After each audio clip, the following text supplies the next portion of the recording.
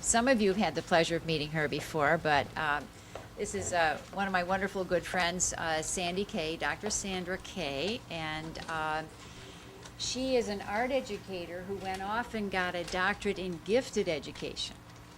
And so her fascination really is in sort of where this goes. And if Sandy were doing this, I bet somewhere along the line she'd begin to talk about expertise.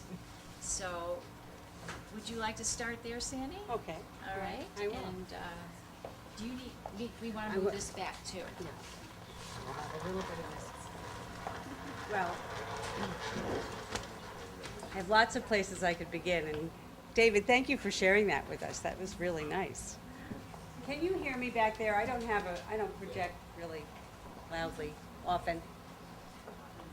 Just give her a wave if you wanted to go This up. way? Okay. I know that I've been asked to segue into expertise a little bit, but I want to start off with a little story, and that's how Karen and I met. We met at Teachers College in a course taught by a man named Abe Tannenbaum, who I hold in his greatest esteem, as I do Al and David. So it's really a pleasure to be in the middle of those two wonderful, and we're talking about pillars of art education, truly. It is very exciting to be a part of that, and intimidating a little bit. My work in expertise and in gifted education began because of something that I would only, I guess, credit to chance. I was an art teacher in a high school, just to give you a little bit of background. I had been there for a few years, not yet tenured, and I was told as the youngest member of the committee, of the department, that I needed to be on the Gifted and Talented Committee. They were starting a program, and I was the art representative. So that summer, being very serious about my new role here, I went into a course, and I had a choice of two courses. One was at the University of Connecticut with Joe Renzulli, and the other one was at Teachers College with Abe Tannenbaum, two summer institutes. Well, of course, the one with Joe Renzulli was at the same time that I was going sailing with a bunch of friends and my husband, and the other one, I was available. Now, we talk about chance. That chance brought me into Teachers College, and I sat there for many years because I worked full-time and did the doctorate on the side, but I had the greatest opportunity, probably the greatest part of getting your doctorate are the friends you make and the people you meet along the way. And we really had absolutely the most intense and incredible experience with some of the best minds in the world. I'm saying that because I know that some of you are planning to go on, and I want to keep encouraging that. Because one of the issues that brought me to, actually it was special ed with a major in gifted, was all the experiences I had teaching. And I would watch to see that students that came into my classroom who were very bright were very intimidated by the fact that they were to produce art. They didn't feel talented, they liked art, but they were terrified of being graded because they had a straight A average. And they did not want something like talent, or the lack of talent, to interfere with their standing in the class. I see nods. How many of you are high school teachers? Okay, so you know this difficulty. And then I had the art students who were having extreme difficulty doing well in anything other than the art room. And I was so curious about it, and I became very involved in studying those talented students, and I had students that were very bright and also very artistic. And then I had students that were extremely non-academic, but they were very bright, and no one could tell. I would get all these, you would get notes from special ed teachers that they were just you know, the student has disability, has this, has that. Nothing about how bright they were. And yet the things that they would produce in the art wing were phenomenal, truly phenomenal. And so I was curious about all this. I became involved in the field. This was many years ago. And met Karen in one of the first courses that I was taking, and we really looked into this whole piece. I was very concerned because it was always psychologists. Lowenfeld was a psychologist. Abe Tannenbaum is a social psychologist. It was always psychologists who were talking about art and art making. And I have to tell you, to this day, very few people talk about the development of the artist. It's a very small group of people writing about that.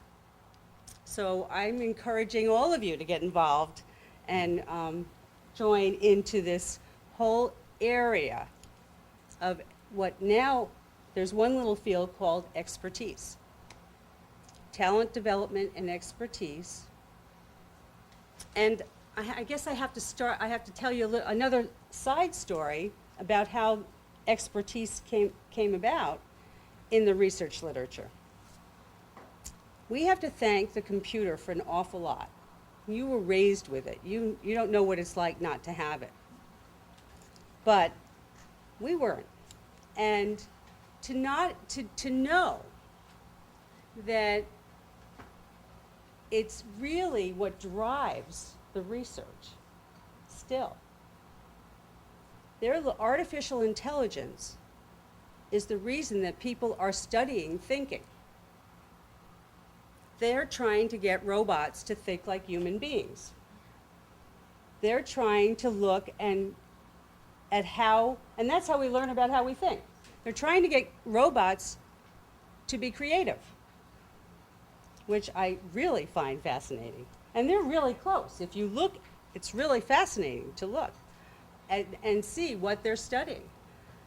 But in all this studying and how to make a machine think, we're learning about how we think. And that's really, I guess, the paradigm in psychology right now that is driving the greatest research. And in that, wait, I know I'm not going to go. In that field, they talk about the same concept, the same developmental concept of expertise. There are stages in their theories, depending on which theory you get involved with. They're going through the novice, the expert. You know, there are all these different stages. So I think we're stuck with the concept of stages in every field. Am I answering? That's good. Okay. Okay, because that's really all I'd like to say about expertise, except that the fact that there are stages doesn't mean that we have to do every level and every stage at every time. Some students will skip stages. And oftentimes, those are the students that we talk about as being gifted, if they're children. They may go through all of them, but they may do it in a day. So you don't even notice that they're in that whatever pre-iconic, whatever stage theory you want to deal with. You just won't notice it. But in the research, there are quite a few ideas, and I know Al's going to talk about Gifted, and he has really done an extensive amount of work on the characteristics of Gifted, but I've added a little piece. I don't know if you want me to talk about that. Would you, for a moment, explain the source of this diagram back here, and then maybe a little word about the research project with the talent profile? Absolutely. Okay. This, and you're right, I saw immediately, this is a wonderful, and I'll read it for those of you that can't see it. This really depicts an image of Abe Tannenbaum's theory of giftedness. He calls it Ganesh, but he talks about intelligence, environment, creativity, specialized ability, and chance. Should I repeat that, or do you have all that? Intelligence is the only piece I'd like to add about that, or describe about intelligence, is the fact that people don't understand visual learning or the ability to see through images unless you speak to someone, and you're going to be shocked by this, who designs intelligence tests. People who design intelligence tests talk about something called nonverbal ability. When they measure intelligence, they measure your ability to reason with words, which is verbal, your ability to reason with numbers, which is the quantitative score, and your ability to reason with nonverbal material. Those are images or figures. Most people don't know what that means, even the researchers. And that's a little field that I'm really fascinated in. And so Abe introduced me to a woman named Elizabeth Hagen, who wrote the Kogat test. Thorndike and Hagen are the creators of this cognitive abilities test, which is used by many schools. I think most of the Baltimore schools use it. And she's very fascinated by nonverbal ability. It's the ability to reason with images, but they don't measure it very well. What's fascinating, if I go back to that paradigm of the computer, is that if the best way I can demonstrate the thought process that occurs when you look at an image and you look at verbal text is that there is a linear sequential way of reading a text, right? And then there's more of a spatial. When you look at a painting, you have to look at the entire thing. You can't read from left to right or right to left. You have to read the entire thing at once. If you look at a computer, have you ever made the mistake of trying to print an image off the computer incorrectly and you get all text? Have you ever seen how many pages it takes to make one picture? I bring this to workshops and I have a stack this big of papers, this thick, and I stopped the machine. It wasn't done for one picture, one photograph. It's amazing how much information is in that. There's a man, in fact, who's doing work, and he'll be at the national conference, about envisioning information. That's the title of one of his books. His name is Edward Tufte. Edward what? Tufte, T-U-F-T-E. He talks about envisioning information. I think that's my answer to what David's question is about what we should be teaching as art educators, but that's my bias. Abe also talks about environment. He's a social psychologist. He's looking at the whole picture, and that's why this is so elegant, because he talks about all of the fields, all of the parts that go into making someone a gifted individual. He talks about the nurturing environment. If you've been teaching as long as I have, and maybe you don't even need to be, it could be 2 years, and you'll have a student come back to you and say, if it wasn't for you, that's what makes it all worthwhile, right? But you have no idea how important you are as a part of that environment. But the environment doesn't have to be necessarily a good environment. It can be a controversial environment. It depends on lots of issues. It's not just one kind of environment that's going to be nurturing. But the environmental pieces of the puzzle are just as critical as the intelligence. Creativity is one of my passions here, but creativity is a fascinating area of investigation. But Abe has said it from the get-go. He said that you cannot be intelligent and lack creativity and be gifted. You need both. And it's fascinating because I've met valedictorians that don't understand that there's more than one answer to a question. And I've met creative individuals that are so creative, they don't reason through and understand where they need to go next, and they don't, have a sequence. And I've seen the students with both. And you really do need to have both functioning. And I think that's true of not just gifted, but I think of all individuals.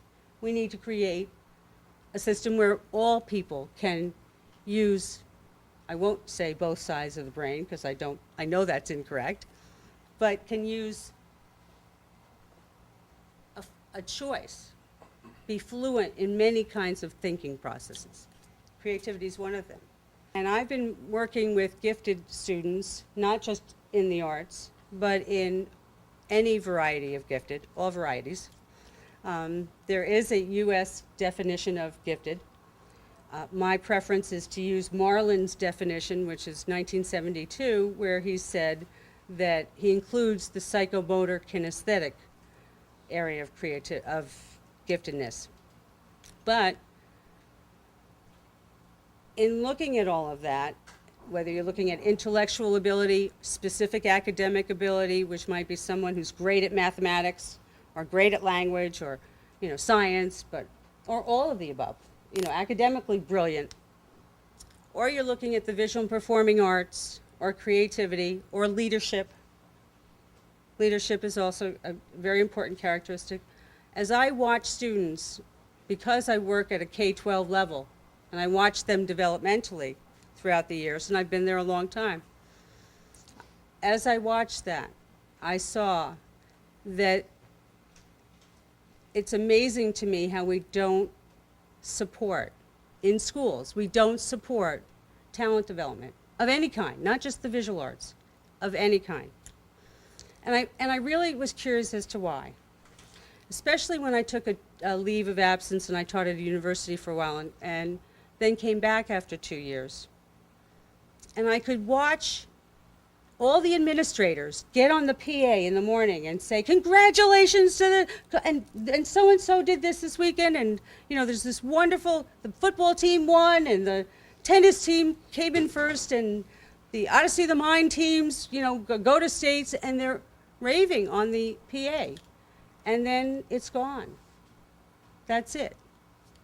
It's wonderful. You hear, in the teacher's room, you talk about a student who's done an outstanding job, who's doing having a great show, but there was nothing else.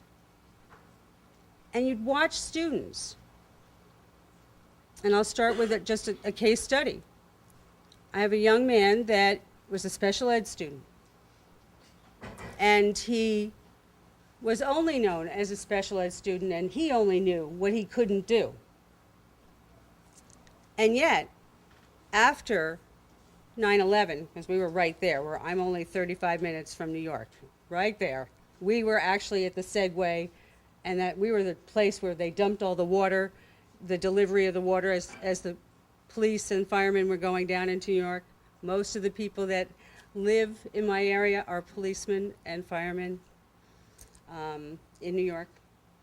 Well, after 9/11, this young man, his name is Travis. I'll just use his name because I'm allowed to. I have that permission. Travis did an incredible drawing, as many of the students needed to do.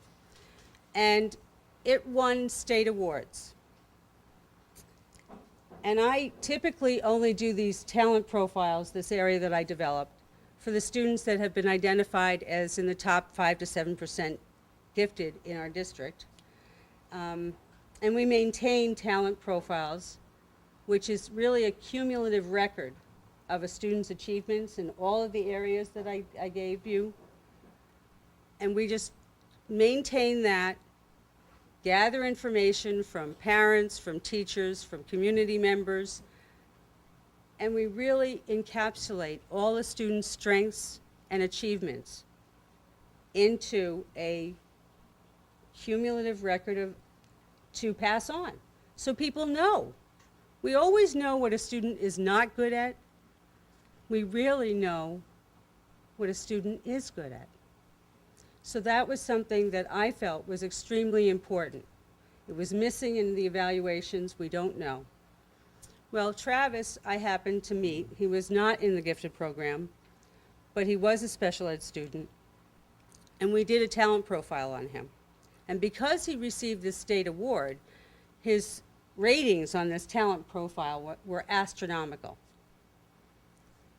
There are lots of issues that can be described about this story, but the most important to me, that convinced me it was worth dedicating time for to write this book, was the fact that no one in the school, the entire elementary school, he was in 4th grade. I didn't mention that when he did the drawing. He was in 5th grade when he received the state award. No one in that elementary school thinks of Travis as a special ed student anymore.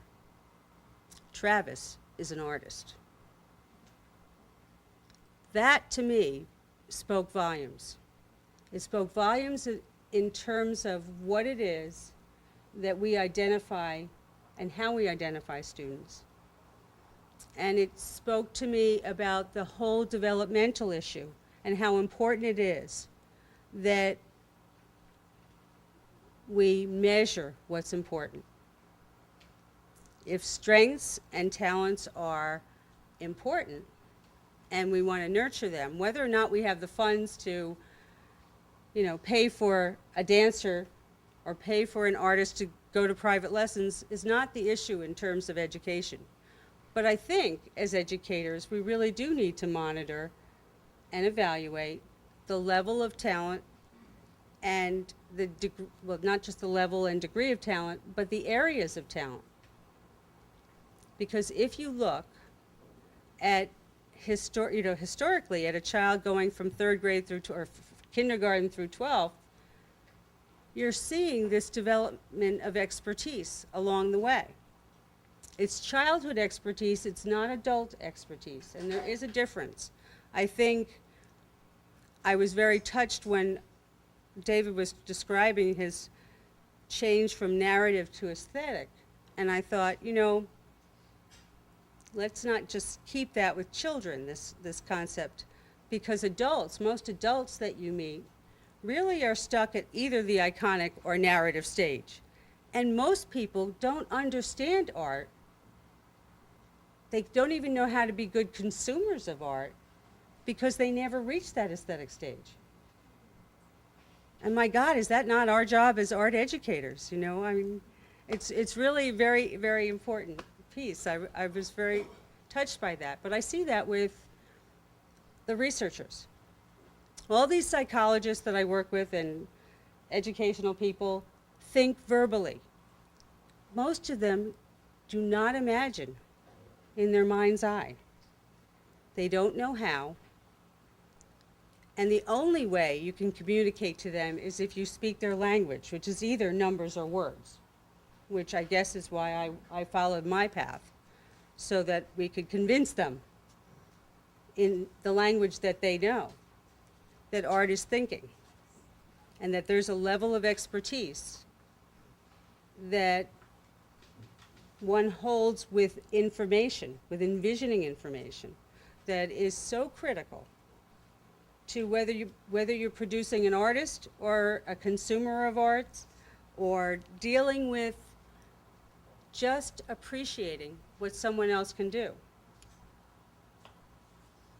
So you don't have to even consume it. That it's so critical that we understand that that's as important or as difficult in terms of levels of expertise as the person who is going on a full football scholarship, And I think that's one of the other issues in terms of developing this talent profile, is that it creates a level playing field.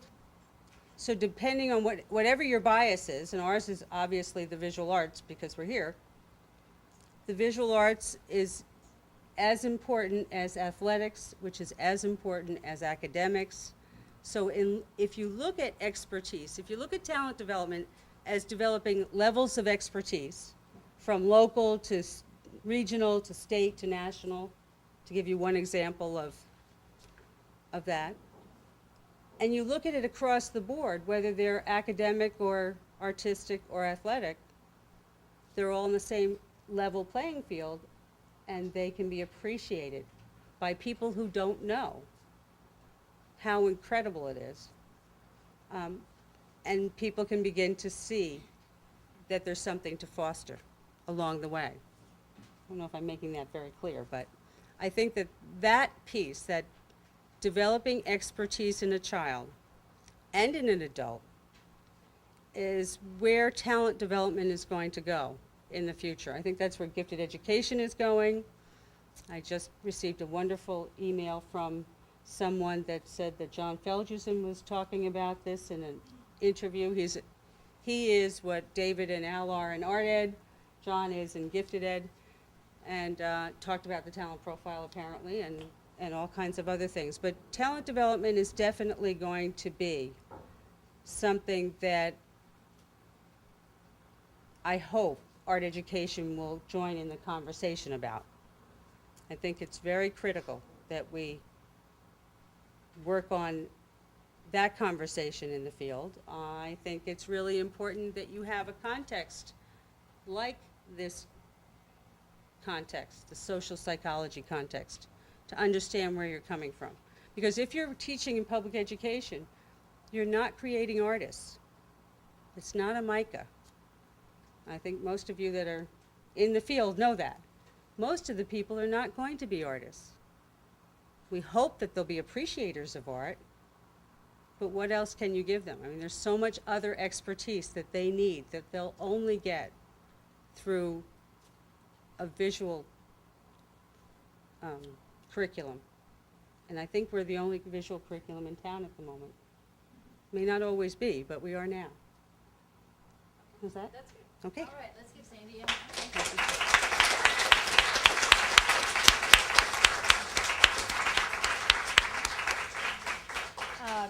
Sandy, I should tell you, is also the author of the chapter in Creating Meaning Through Art on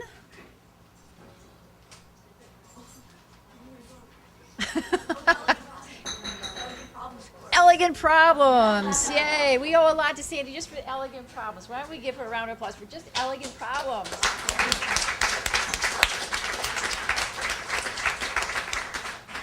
You know, I hope that some of these pieces might be starting to fall together for you as we begin to figure out how to work with a child, and the content, the elegant problem enters right in there, you know, and I think that's a very sophisticated form of teaching, but I think we can solve some of those problems.